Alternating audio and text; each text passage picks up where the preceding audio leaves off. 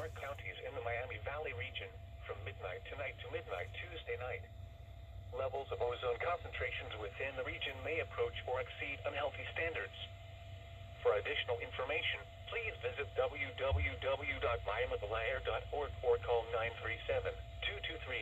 937-223-6323. On advisory days, help reduce air pollution by taking the following actions. Take the bus, carpool, bike or walk instead of driving alone. Refuel your vehicle after 8 p.m. Do not idle your vehicle. Exhaust contributes to air pollution. Mow your lawn in the evening hours and avoid the use of gas-powered lawn equipment. For additional actions and information, visit www.miamivalair.org.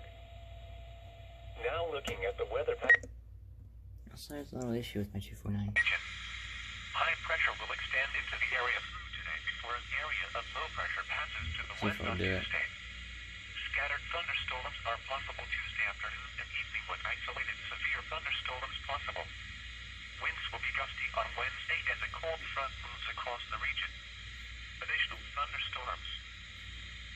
Now for the official National Weather Service forecast for central Ohio, including Columbus and vicinity. Yeah, I think the speaker's going bad.